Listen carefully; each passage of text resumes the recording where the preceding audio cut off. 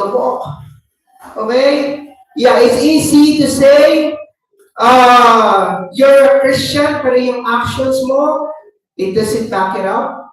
Malaking problema po yan. So be kind and honest and compassionate sa iyong daily interactions. So again, we need to walk our talk. Admit our mistakes at hayaan natin yung faith natin to influence yung decisions natin. Kasi ito yung kadalasan nangyayari, we decide without faith. We decide na nakalabas yung pananampalataya, yung pinaniniwalaan natin. That's a different story. So find a community of believers as well. Again, paano natin na-apply yung 2 Timothy 2:15? Share what you've learned.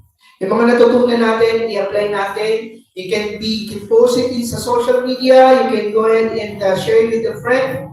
Mahalaga yung mga natututunan natin, sinishare natin sa ibang tao. And then, ito, importante po ito. Check your sources. Huwag kang basta maniwala sa kung sino-sino lang.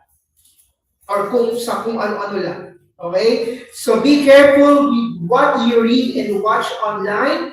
Don't be afraid to ask questions and listen to different perspectives. Maganda rin naman yun. You listen to different perspectives. And again, pray for discernment. Mahalaga ang pagkilos ng banal na Espiritu. Lalo na ngayon nga, ang daming mga teachings, ang daming mga truths na talagang nagkalat online, nagkalat sa mga libro. So, alin ang paniniwalaan natin? So, we need to check our sources. And then, pangatlo, be humble. Wala namang perfect, okay? Be humble. Admit na hindi mo alam lahat. Okay? Admit that you are willing to learn from others. And then, wag mong husgahan yung pananampalataya ng ibang tao. And then, give God the glory for everything na na-accomplish mo. Walang perfect po sa atin. Maski yung mga dalubhasa na sa Biblia, they're still working and digging on the Word of the Lord. Nawa itong verse na ito, itong verse na nasa ating script, ay maging encouragement sa atin. Na talagang, Lord, aaralin ko talaga ang iyong salita. Panginoon, hindi lang ako magbabasa, kundi I'm gonna go ahead and study your Word.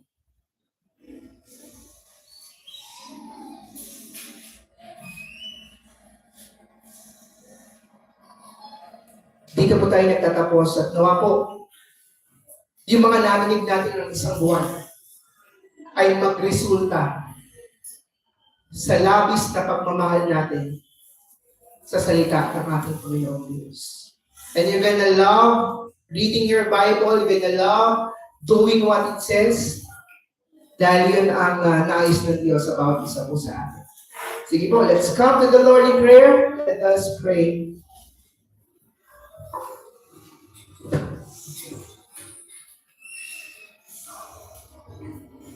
Lord God, salamat po sa kapahayagan po ng inyong pong mga salita. Ang dalangin po namin, Panginoon, as we continue to read and study your word, Panginoon. Tulungan niyo po kami na hindi lamang manatili ito sa aming mga isipan like I had knowledge, Panginoon. Kung hindi may apply, makita ng mga taong nakapaligid po sa amin that we are doing, Panginoon, ang iyong mga salita. Thank you, Lord God, because we have this time to really study your word, and sa iyong pong tulong, sa iyong pong biyaya, ay magiging madali po sa amin ang makita kung ano ang tunay na sinasabi sa inyong mga salita. At hindi kami basta madadala sa mga maling katuruan na aming narinig every now and then, Panginoon. And help us to really love your word, Panginoon.